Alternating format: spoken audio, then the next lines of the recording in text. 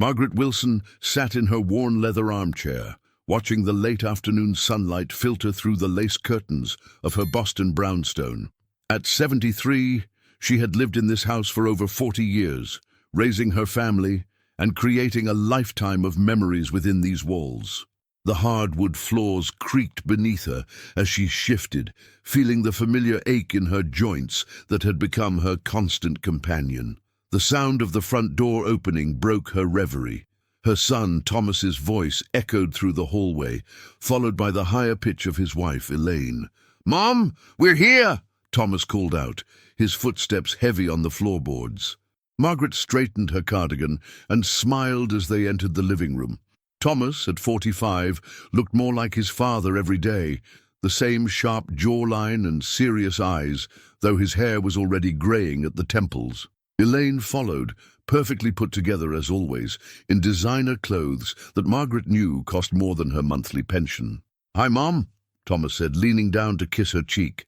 His cologne was expensive, overwhelming. "How are you feeling today?" "I'm just fine," Margaret replied, noticing how his eyes darted around the room, taking note of the stack of unopened mail on the side table, the mug of tea that had gone cold. "Just a little tired." "We need to talk," Thomas said, taking a seat on the sofa across from her. Elaine perched beside him, her manicured hands folded in her lap. "It's about the house." Margaret felt a familiar tightness in her chest. "What about it?" Thomas exchanged a glance with Elaine before continuing. "We think it's time you considered downsizing. This place is too big for you to manage on your own. The property taxes alone are eating through your savings." "I manage just fine," Margaret said, her voice steady despite the hurt blooming inside her. "Do you?" Thomas's tone sharpened. "The gutters need cleaning, the back steps are rotting, and you can barely make it up and down the stairs anymore. Last week you forgot to pay your electric bill." "That was one time, Thomas.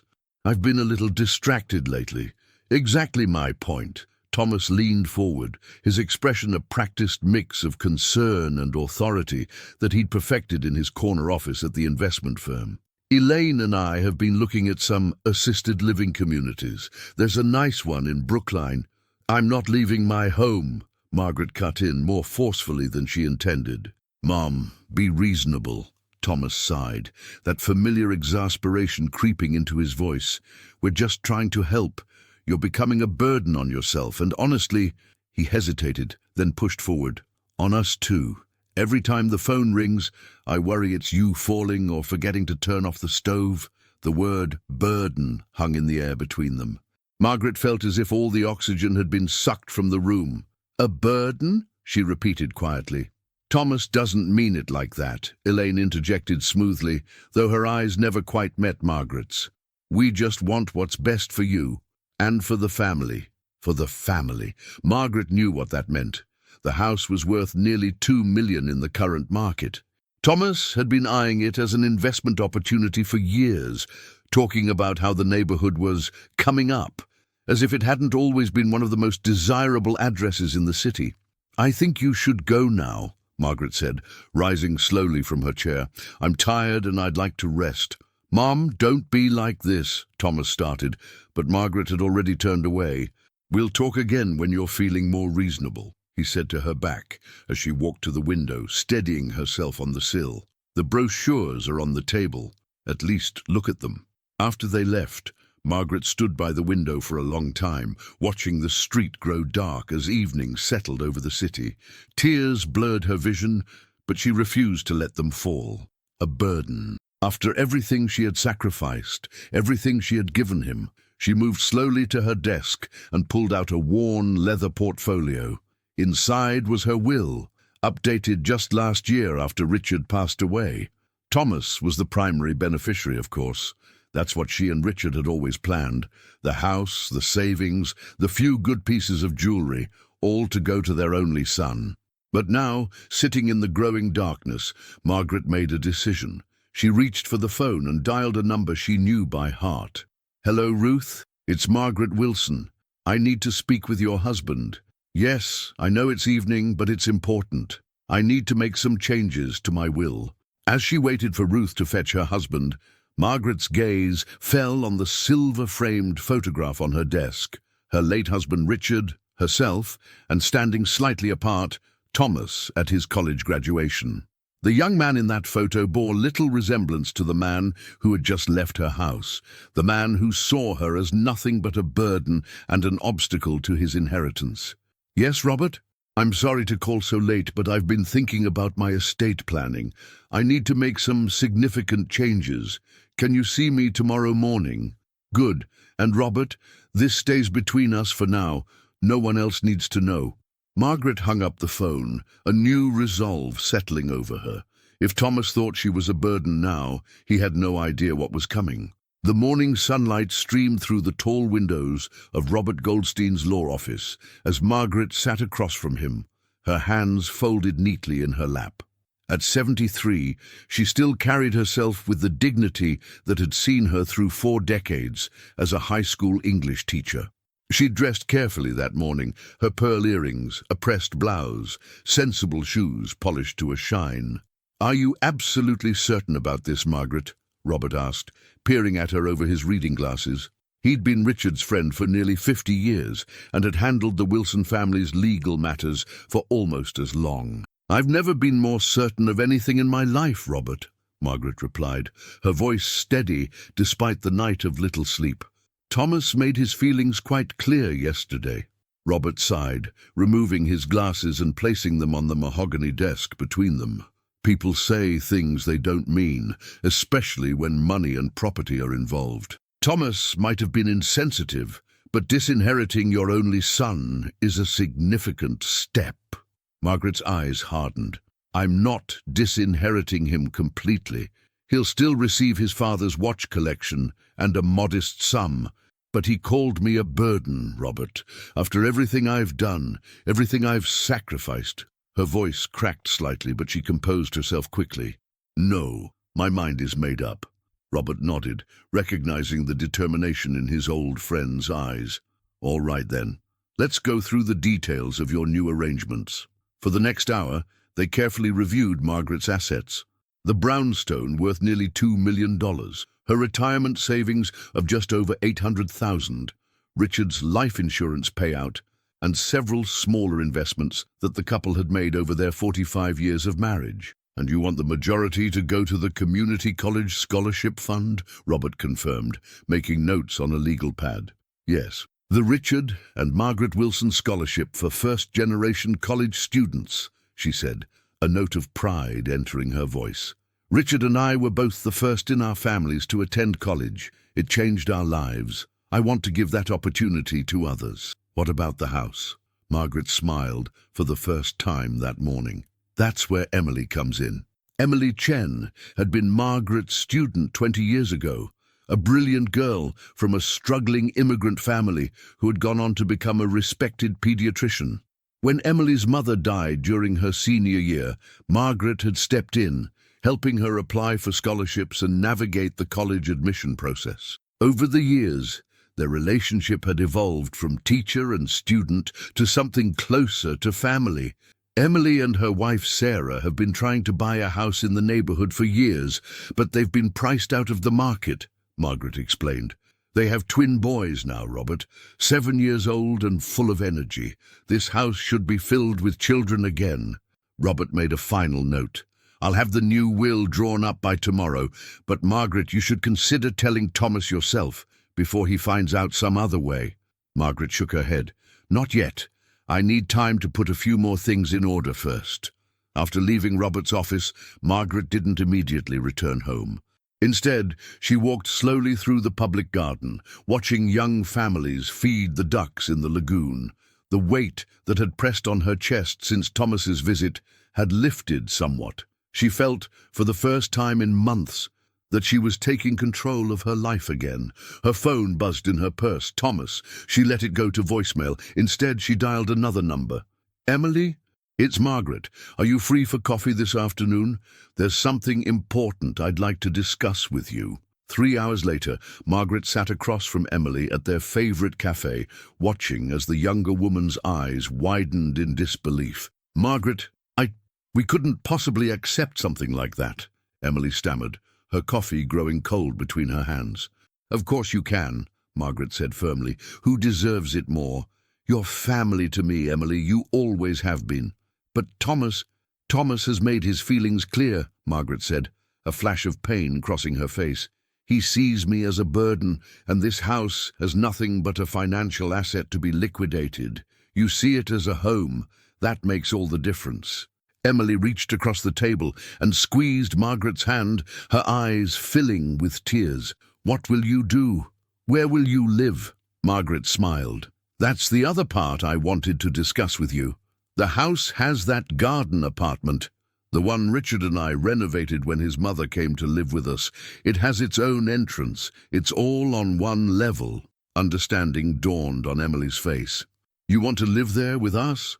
If you and Sarah would be comfortable with that arrangement, I would pay rent, of course, and I promise I wouldn't interfere in your lives, but I could help with the boys sometimes and—" "Stop," Emily interrupted, laughing through her tears. "You don't have to sell this to me. Sarah will be thrilled. The boys adore you. But are you sure this is what you want?" Margaret thought of the emptiness of her house, the silence that had settled into the rooms since Richard's passing. She thought of Thomas's cold assessment of her worth, reduced to nothing but a burden, an inconvenience. "I've never been more certain," she said. "I want to be surrounded by people who care about me, who see me as a person with value beyond my assets." As Margaret left the cafe, she felt lighter than she had in months. The path ahead was clear now. There would be difficult conversations, certainly. Thomas would be angry, furious even. But for the first time since Richard's death, Margaret felt like herself again. Her phone buzzed once more. Thomas again. This time she answered. "Hello, Thomas." "Mum, I've been calling you all day," he said, irritation evident in his voice. "Where are you? We need to continue our discussion about the assisted living facility." Margaret took a deep breath. "I'm afraid that won't be necessary, Thomas. I've made other arrangements." "What are you talking about? What arrangements?" "I'll explain everything soon," Margaret said calmly. "Why don't you and Elaine come for dinner this Sunday? We can talk then." "Mom, Sunday at 6, Thomas. I'll see you then." Margaret ended the call before he could protest further. Sunday would come soon enough, and with it, the reckoning. For now, she had preparations to make and a future to plan, a future very different from the one her son had envisioned for her. The aroma of pot roast, Thomas's favorite since childhood, filled Margaret's kitchen as she methodically set the dining room table for Sunday dinner. She placed Richard's sterling silver flatware beside the good china, the wedding pattern that had graced every significant family meal for nearly 5 decades.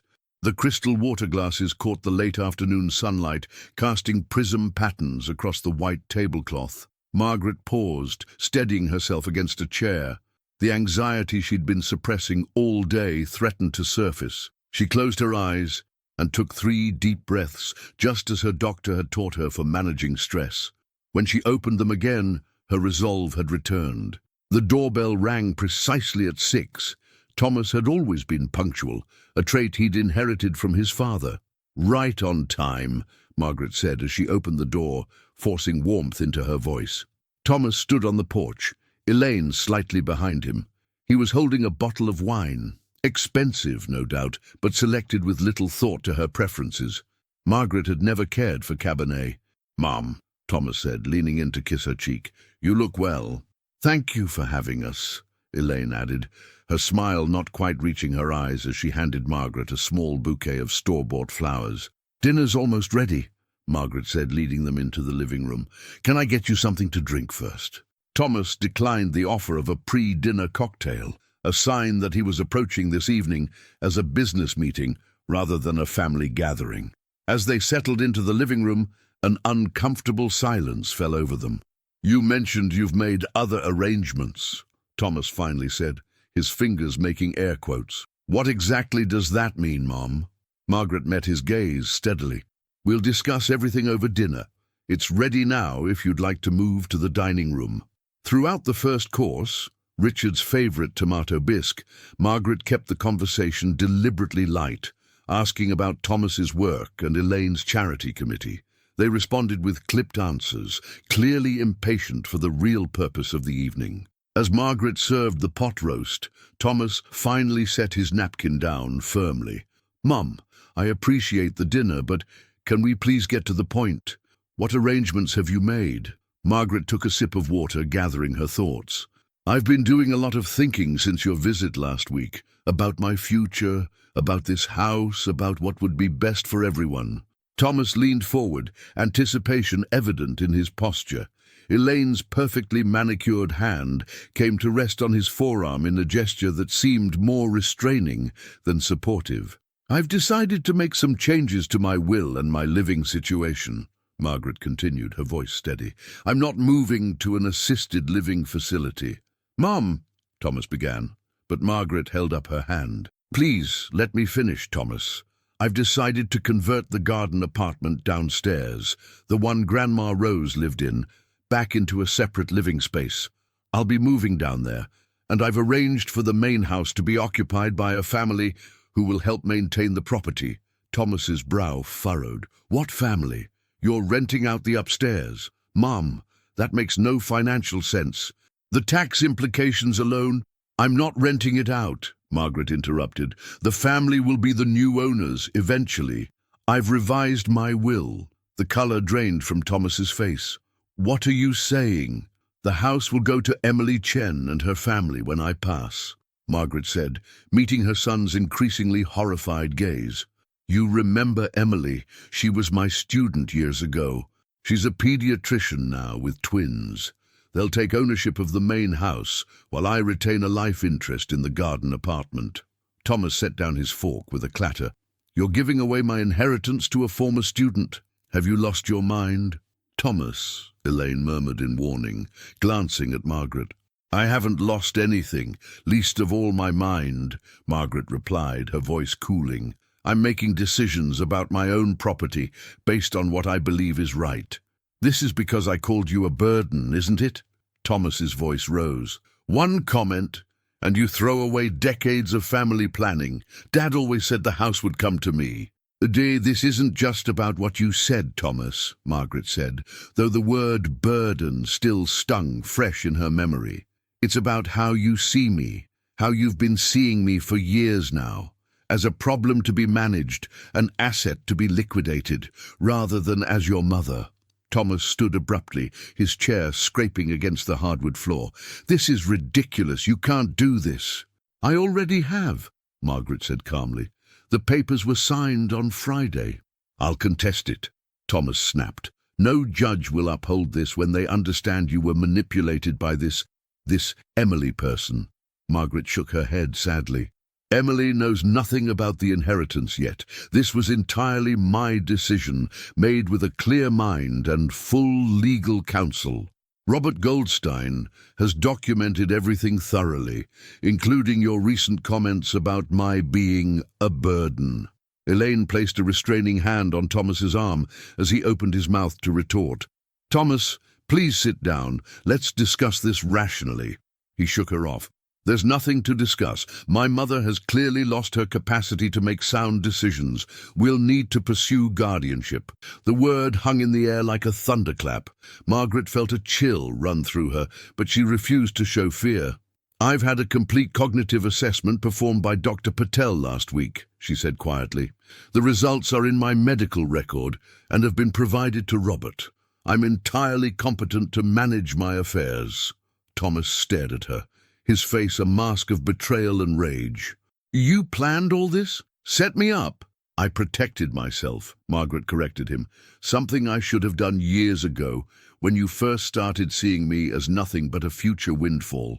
"That's not fair," Thomas protested, but his eyes slid away from hers. "Isn't it?" Margaret asked softly. "When was the last time you visited me without bringing up the house, or my finances, or suggesting I downsize? When was the last time you called just to see how I was doing?" Thomas had no answer. "There's more," Margaret continued. "Most of my financial assets will be going to establish a scholarship fund at the community college. The fund will be named after your father and me." "This is insane," Thomas muttered, pacing now. "Dad would never have approved of this." "Your father and I discussed this possibility before he died," Margaret said. the lie coming easily to protect Richard's memory.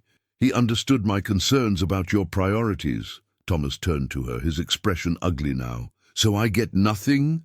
After all these years of helping you, checking on you, worrying about you? Not nothing, Margaret said. You'll receive your father's watch collection as he wanted, and a cash bequest of $50,000. The rest will go where I believe it will do the most good. 50,000! Thomas's laugh was bitter. That's what I'm worth to you? The house alone is worth millions in this market. Margaret looked at her son, really looked at him, and saw with painful clarity the man he had become, calculating, entitled, seeing her life only in terms of what it would eventually yield him. The money was never meant to be your safety net, Thomas, she said softly. Your father and I gave you every advantage. The best schools, connections through your father's business, support while you established your career. We did that so you could build your own life, not wait for ours to end. Thomas grabbed his jacket from the back of his chair. This conversation is over. Come on, Elaine. Elaine hesitated, looking uncomfortably between husband and mother-in-law. Thomas, maybe we should... Now, Elaine. As they moved toward the door, Margaret remained seated at the table. Thomas, she called after him. He paused but didn't turn. I'm still your mother. That hasn't changed. He said nothing, just yanked open the front door and stormed out. Elaine followed, casting an apologetic glance back at Margaret before closing the door behind them. In the sudden silence of the house, Margaret sat amid the half-eaten dinner, the carefully folded napkins, the cooling pot roast that had once been a symbol of family warmth. Now, it all felt like artifacts from a life that no longer existed. She didn't cry. Instead, she methodically began clearing the table, wrapping leftovers, washing dishes. There would be time for tears later, but for now, she had chosen her path and would walk it with dignity. Tomorrow, she would call Emily with the news. 2 weeks passed without a word from Thomas. Margaret's calls went straight to voicemail, her texts unanswered. She tried not to let the silence wound her, but each day of estrangement carved another small hollow in her heart. The morning was bright and unseasonably warm for April, as Margaret supervised the moving crew transforming the garden apartment. Fresh paint brightened the walls, new energy-efficient appliances replaced the dated ones, and the bathroom had been renovated with grab bars and a walk-in shower, practical accommodations for her aging body that she'd resisted for too long. "Where would you like this bookshelf, Mrs. Wilson?" asked one of the movers, a young man with kind eyes who reminded her of her students from years ago. "Against that wall, please," she directed, pointing to the space beside the window that overlooked her beloved garden. "I want to be able to see the hydrangeas when they bloom." The doorbell rang upstairs, its chime echoing through the house. Margaret made her way carefully up the steps, her hand gripping the new railing that had been installed last week. Emily stood on the porch, her dark hair pulled back in a practical ponytail, her white doctor's coat exchanged for jeans and a comfortable sweater. Behind her, her wife Sarah corralled their twin boys Michael and James, who bounced with the inexhaustible energy of 7-year-olds. "Sorry we're early," Emily apologized as Margaret opened the door. The boys' soccer practice was cancelled, and they couldn't wait to see the house again. "Can we see our rooms now?" James asked, his eyes bright with excitement. "Mom said we might each get our own."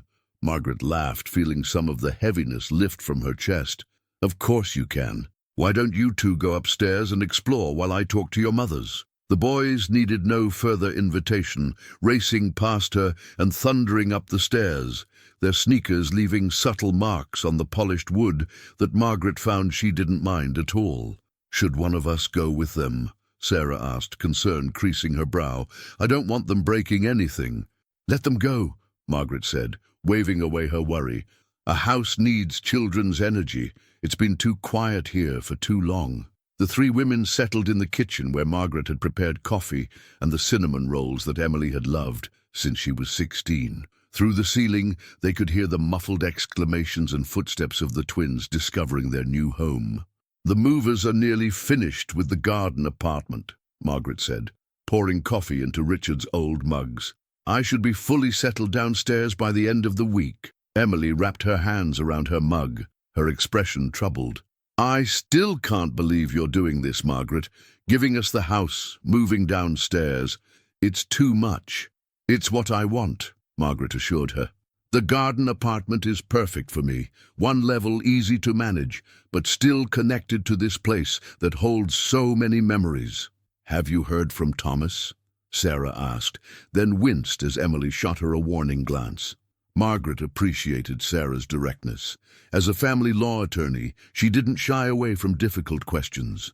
No, Margaret admitted, not since our dinner 2 weeks ago. I'm so sorry, Emily said softly. This is exactly what I was worried about. I don't want to come between you and your son. Margaret reached across the table and squeezed Emily's hand. You haven't. Thomas made his choices long before you entered this picture. He sees me and this house as nothing but assets to be managed. You see a home, a place for your family to grow. That's the difference. Sarah leaned forward. We've been talking, Margaret. We want to formalize an agreement about your living here, something that protects you completely, gives you security. Robert's already drawn up the papers, Margaret said. I have a life estate in the garden apartment. It's mine as long as I need it. That's not what we mean, Emily interjected. We want you to be part of our family, not just a tenant downstairs. The boys adore you and we— Her voice caught slightly. We do too. Before Margaret could respond, the front door chime rang again. Excusing herself, she made her way back to the entryway, expecting perhaps another delivery, or one of the contractors returning for a forgotten tool. Instead, she found Elaine standing on the porch, looking uncomfortable and out of place in her designer clothes and perfect makeup. Elaine, Margaret said, surprise evident in her voice. I wasn't expecting you. I know, Elaine replied, shifting her weight from one expensive heel to the other. Thomas doesn't know I'm here. May I come in? Margaret hesitated only briefly before stepping aside. Of course. As they entered the living room, Emily and Sarah appeared in the doorway to the kitchen. Margaret made quick introductions, noting the flash of recognition in Elaine's eyes. So you're Emily, Elaine said, her tone unreadable. Emily nodded, her posture straightening slightly as if preparing for confrontation. Yes, and this is my wife, Sarah.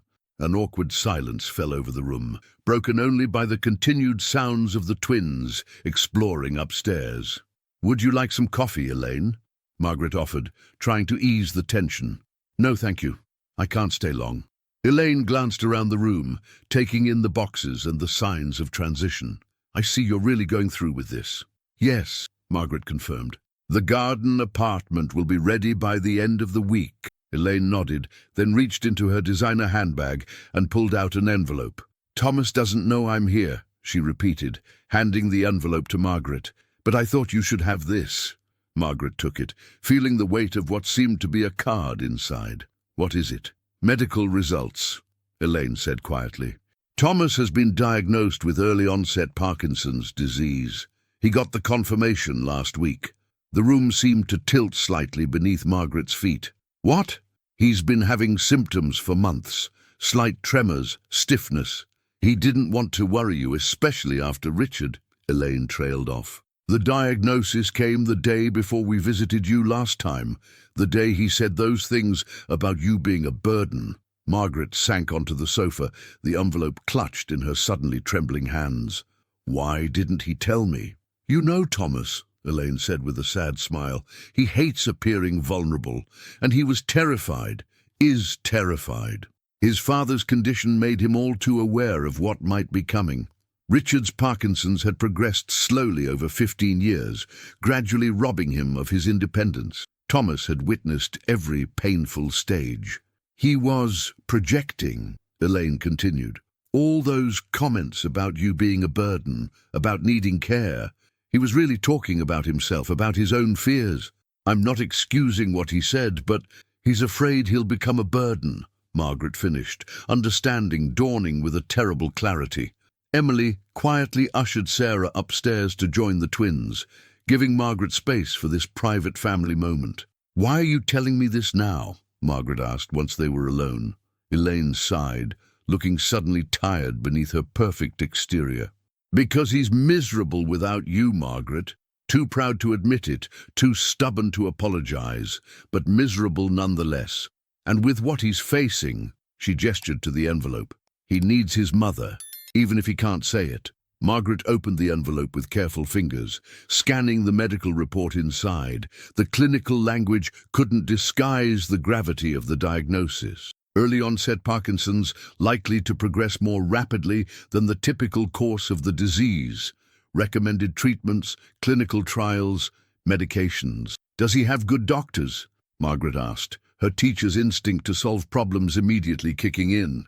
"The best in Boston," Elaine assured her, "but they're just doctors, they're not family."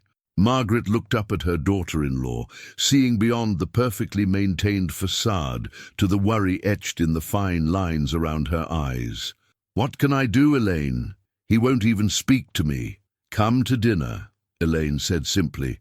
"This Friday. I'll make sure he's there. Just come." After Elaine left, Margaret remained on the sofa, the medical report still in her hands. Emily returned, sitting quietly beside her. "Family is complicated," Emily said after a moment of silence. Margaret gave a weak laugh. "That may be the understatement of the year. What will you do?" Margaret looked around the living room, at the boxes containing her life's possessions, at the faint marks on the wall where family photos had hung for decades, at the worn spot on the carpet where Richard's favorite chair had stood. "I'll go to dinner on Friday," she said finally, "and I'll remember that before Thomas was my disappointment, he was my son." Emily nodded, understanding in her eyes. "And the house? Our arrangement?" "Nothing changes," Margaret said firmly. "Thomas made his choices, and I've made mine. But perhaps there's room for reconciliation without reversing those choices." As if on cue, the twins thundered back down the stairs, their faces alight with excitement. "Mrs. Wilson!" Michael exclaimed. "Can we plant a vegetable garden in the backyard? Mom says we have to ask you because you know all about gardens." Margaret smiled, feeling the weight on her heart lighten just a fraction. "I think that's a wonderful idea, and I happen to know exactly where the best sunlight falls for growing tomatoes." A Friday evening arrived with an April drizzle that misted the car windows as Margaret drove through the familiar streets of Beacon Hill toward Thomas and Elaine's brownstone. She had dressed carefully, a blue cashmere sweater Richard had given her for their last anniversary, pearl earrings, a touch of the perfume Thomas had bought her for Mother's Day years ago when such gestures still came naturally to him. She parked on the street, declining the valet service that Thomas's upscale neighborhood offered. The walk, though damp, gave her a moment to compose herself, to rehearse what she might say when she saw her son for the first time since their argument. Margaret paused on the steps of the brownstone, taking a deep breath before ringing the bell. Elaine answered almost immediately, as if she'd been waiting by the door. "Margaret," she said with evident relief, "I'm so glad you came. Please, come in." The entryway smelled of fresh flowers and the subtle scent of whatever Elaine was cooking, something with rosemary and garlic that reminded Margaret of holidays, family meals, better times. "Is he here?" Margaret asked quietly, handing Elaine her rain-spotted coat. Elaine nodded. "In his study. He doesn't know you're coming." She hesitated. "He's having a bad day." The tremor in his right hand is particularly noticeable. Margaret felt a pang of maternal concern. "Should I wait in the dining room?" "No," Elaine said firmly. "Go to him, second door on the right. I'll give you some time before dinner." The hallway to Thomas's study seemed longer than Margaret remembered, the walk more daunting than any parent-teacher conference or difficult classroom situation she'd faced in her decades of teaching. She knocked softly on the partially open door. "Elaine, I told you I'm not hungry yet," came Thomas's voice, irritation thinly veiling what sounded like exhaustion. Margaret pushed the door open wider. "It's not Elaine," she said quietly. Thomas was seated at his desk, his back to the door. At the sound of her voice, his shoulders stiffened, but he didn't turn around. In the reflection of his computer screen, Margaret could see his face, thinner than she remembered, dark circles under his eyes. "Mother," he said finally, his voice carefully neutral. "This is unexpected. Elaine invited me," Margaret said, stepping into the room but maintaining her distance. "She thought we should talk." Thomas made a sound that might have been a laugh if it contained any humor. "Did she now? And what exactly did my wife tell you?" "That you've been diagnosed with early-onset Parkinson's," Margaret said directly, never one to shy away from difficult truths. "That you received the diagnosis the day before you came to see me about selling the house." Thomas swiveled his chair slowly to face her. On the desk beside his computer, Margaret noticed a small orange prescription bottle. His right hand rested on his thigh, and even from across the room she could see the slight but unmistakable tremor. "So, now you know," he said, his voice hardening. "Come to offer sympathy, or to tell me this is karmic justice for suggesting you might need assistance?" "I came because you're my son," Margaret replied simply, "and because I understand now what you were really afraid of that day." Something flickered across Thomas's face, a momentary crack in his defensive armor. He looked down at his trembling hand. "Did you know Dad was exactly my age when he first noticed symptoms?" Thomas asked, his voice softer now. 45. I remember the day he dropped his coffee mug in the kitchen. You cleaned it up while he just stood there, staring at his hand like it had betrayed him." Margaret moved to a leather armchair near the desk and sat down, closing some of the distance between them. "I remember. We thought it was just stress at first. It's happening faster with me," Thomas continued, a note of vulnerability creeping into his voice. "The neurologist says early-onset cases often progress more rapidly. In 10 years, he trailed off, unable to complete the thought. "You were thinking about your own future when you suggested I sell the house," Margaret said, the pieces falling into place. "You were projecting your fears onto me." Thomas looked up, meeting her eyes directly for the first time. "I didn't know how to tell you. After Dad, watching what you went through caring for him, I couldn't bear the thought of putting you through that again. And then there's the financial reality. The treatments, the eventual care I'll need. It's going to be expensive, even with insurance." "So you thought my house could be your safety net," Margaret said, understanding rather than accusation in her tone. Thomas winced slightly. "It sounds calculating when you put it that way." "It was calculating," Margaret replied honestly. "But I understand the fear behind it now." A silence fell between them, not comfortable but no longer charged with the anger of their last meeting. Through the open window came the sounds of the city, car horns, distant conversations, the gentle patter of rain. Life continuing inexorably around their small moment of reckoning. "I didn't mean it, you know," Thomas said eventually. "When I called you a burden. You've never been that." Margaret felt something loosen in her chest, a knot of hurt beginning to unravel. "I know, but it still hurt to hear it. And I hurt you even more by staying away these past weeks," Thomas admitted. "Pride, always my downfall. You get that from your father," Margaret said with the ghost of a smile. Thomas's answering smile was tinged with sadness. "Among other things, apparently." He looked down at his trembling hand again. "I'm scared, Mom." The simple admission, so difficult for her proud, self-sufficient son, broke something open in Margaret's heart. She rose from her chair and moved to his side, placing her hand over his trembling one. "I know you are, and that's okay." Thomas looked up at her, his eyes shining with unshed tears. "I don't know how to do this, how to be diminished." You don't have to know yet," Margaret said gently. "We'll figure it out one day at a time, together. Even after what I said, after how I behaved. You're my son, Thomas. That hasn't changed." A single tear escaped, trailing down his cheek. "I've been horrible to you." "Yes," Margaret agreed, squeezing his hand. "And I'm still angry about that. But I'm your mother, and you're facing something difficult.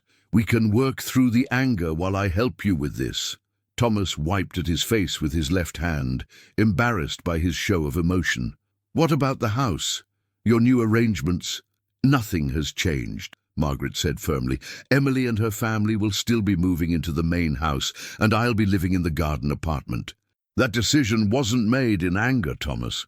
It was made because it's the right thing for me, for them, and for the legacy your father and I want to leave." She could see him struggling to accept this, his jaw tightening momentarily before he gave a small nod.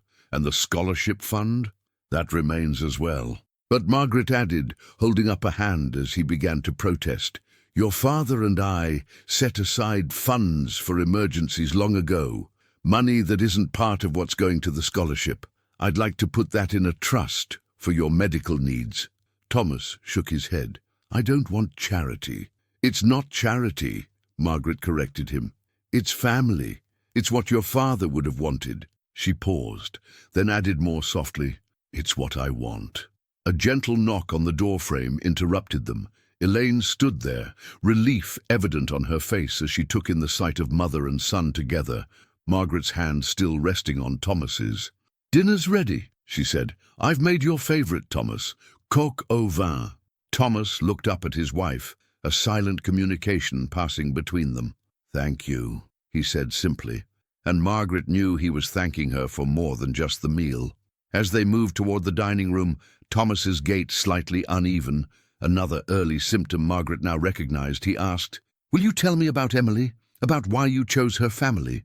Margaret considered her answer carefully. "Over dinner," she said. "It's a long story going back 20 years, but I think you'll understand when you hear it. And perhaps someday soon you can meet her family." "I'd like that," Thomas said, surprising her. "I'd like to know the people who will be caring for my mother, living in my childhood home." The dining room was warm, candlelit, intimate. As they settled around the table, the delicious aroma of Elaine's cooking rising from the serving dishes, Margaret felt a cautious hope unfurling within her. The fracture between her and Thomas wasn't fully healed. That would take time, honest conversations, perhaps even some professional guidance. But they had begun.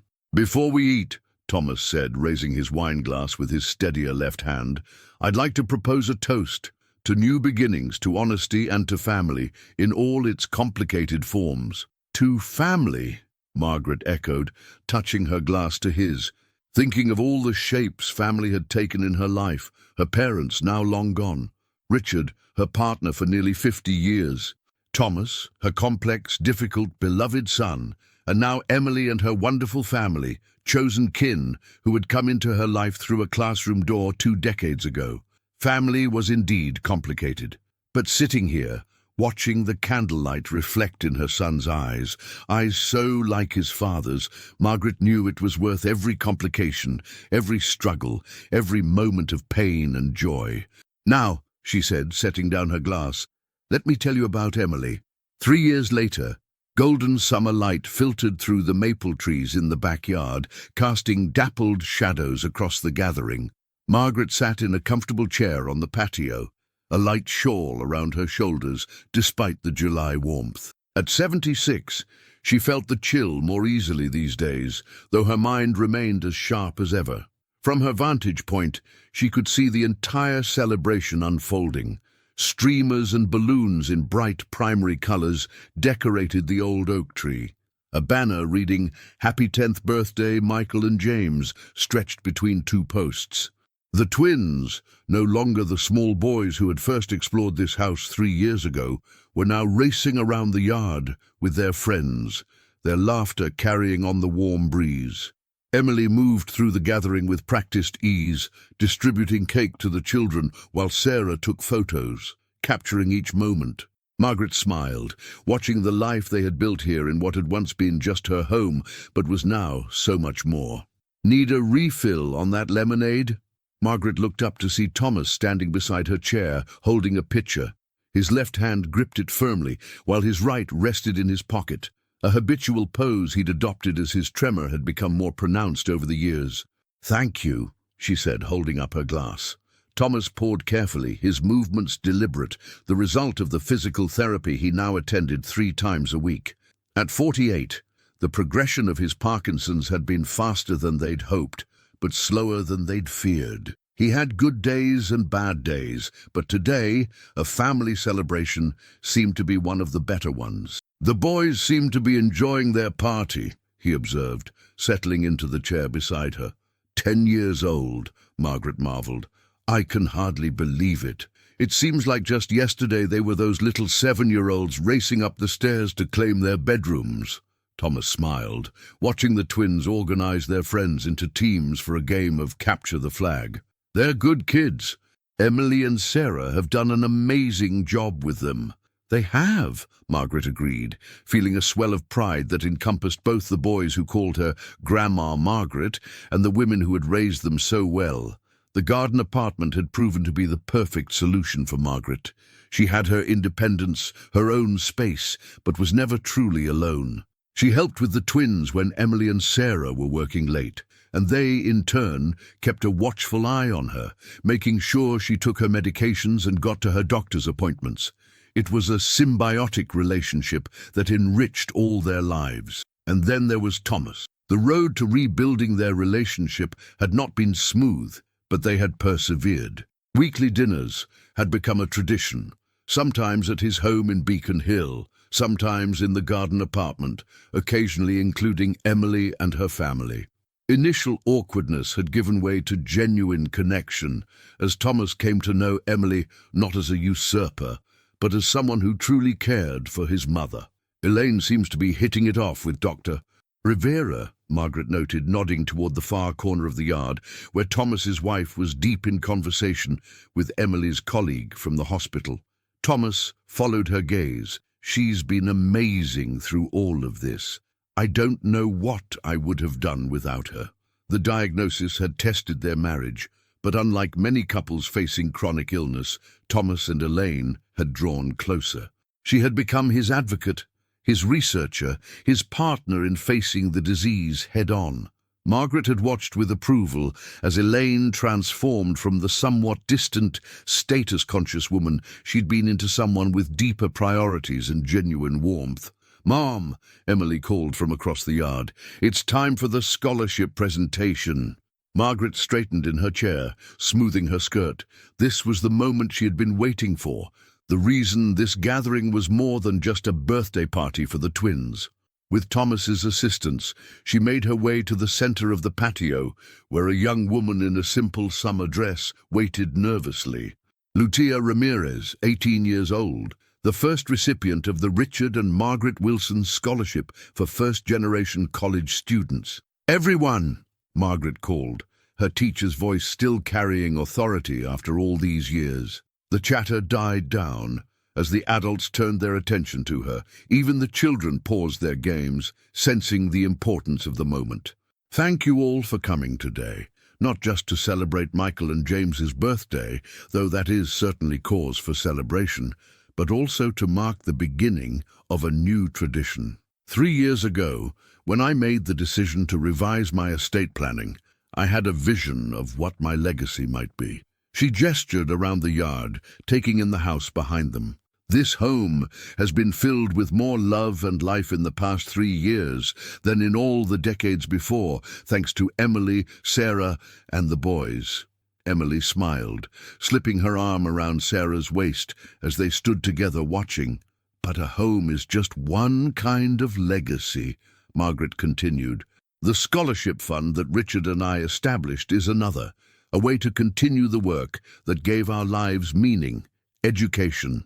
Thomas stepped forward, holding a large envelope tied with a ribbon. Despite his tremor, he had insisted on being part of this presentation. It had been his idea, in fact, to combine it with the twins' birthday celebration, a symbolic joining of the different branches of what had become their extended family. "Lucia Ramirez," Margaret said, turning to the young woman who stood straight-backed but nervous. "You are the very first recipient of the Richard and Margaret Wilson Scholarship. This will cover your full tuition and expenses at Boston University, where I understand you'll be studying nursing." Thomas handed the envelope to Lucia, who accepted it with trembling hands. I don't know what to say," Lucia stammered, her eyes bright with unshed tears. "My parents came to this country with nothing. They've worked so hard to give me opportunities they never had. But college—" She shook her head, overcome with emotion. "This changes everything. Thank you." Margaret reached out and took the young woman's hand. "Education changed my life, and Richard's. It's only fitting that we pay that forward." All we ask is that someday, when you're able, you find your own way to pass on the opportunities you've been given." Applause broke out around the yard. Margaret caught Thomas's eye, saw the pride there, the understanding. It had taken time, but he had come to see the value in what she had done with her estate, creating not just a financial legacy, but a living one that would continue to grow and change lives long after she was gone. As the celebration continued around them, Margaret found a quiet moment with Thomas on the patio, watching as Lucia was embraced by Emily and Sarah, already being folded into this unlikely family they had created. "You know," Thomas said quietly, "I've been thinking a lot about legacy lately."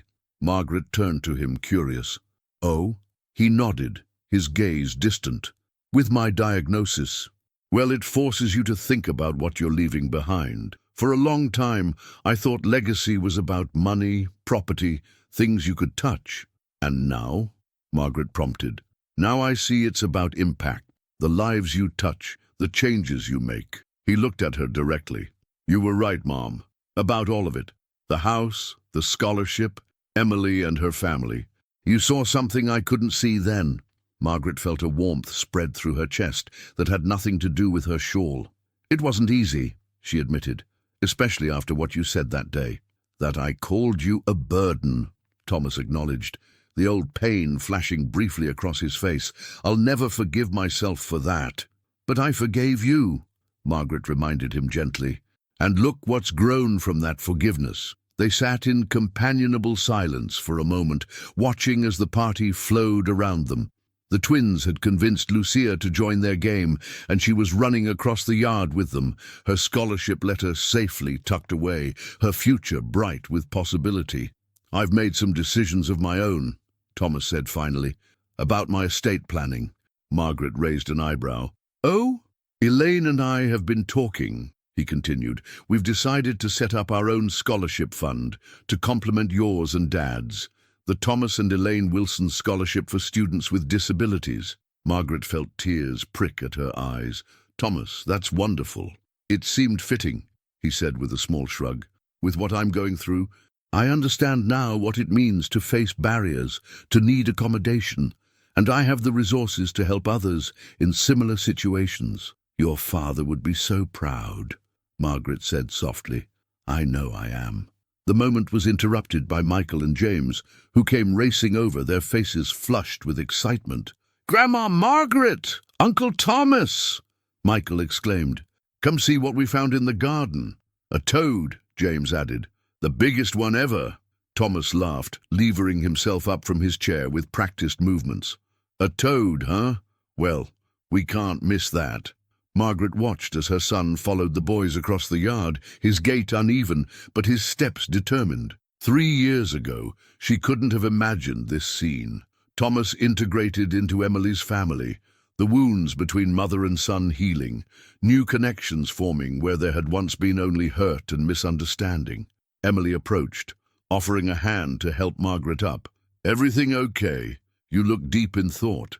"Just reflecting," Margaret said, accepting the assistance, "on how things work out in ways we never expect." As they moved toward the garden, where the toad discovery was causing great excitement, Margaret took in the tableau before her. Thomas kneeling carefully to examine the amphibian with the twins, Elaine and Sarah deep in conversation on the patio, Lucia showing pictures of her family to one of the other guests, the house standing solid and welcoming behind them all. This was her true inheritance, Margaret realized. Not the physical property that Thomas had once coveted so desperately, but the connections between people, the lives touched and changed, the love that had expanded to encompass new family members no one could have predicted. Later that evening, after the party had ended and the last guests had departed, Margaret sat in her garden apartment, a cup of tea warming her hands. Through the ceiling, she could hear the comforting sounds of family life. The twins getting ready for bed, Emily and Sarah moving about the kitchen, their voices a gentle murmur of end-of-day conversation. Her phone lit up with a text from Thomas. "Thank you for today, for everything. Love you, Mom." Margaret smiled, typing back, "I love you too. See you for dinner on Thursday?" His response came quickly. Wouldn't miss it. She set the phone aside and picked up the framed photograph on her side table. Richard on their 40th anniversary, his face already showing signs of his illness, but his eyes still bright with love. "We did good, old man," she whispered to the image. "Not the way we planned, but good nonetheless." Outside her window, the garden lay in twilight shadow, the shapes of the plants she had tended for decades now blending into the gathering darkness. Tomorrow, she would help the twins plant the new rosebush they had chosen, teaching them as she had once taught Thomas, continuing the cycle of growth and care. Margaret Wilson had once been called a burden by her son, a comment born of fear and projection. But as she sat in her home, surrounded by the family she had both borne and chosen, she knew the truth. She was not a burden, but a bridge. Between generations, between families, between past and future. Her inheritance, when it eventually passed to those she loved, would not be measured in dollars or property deeds, but in lives touched, in lessons taught, in love shared, and that, she knew with absolute certainty, was the richest legacy of all.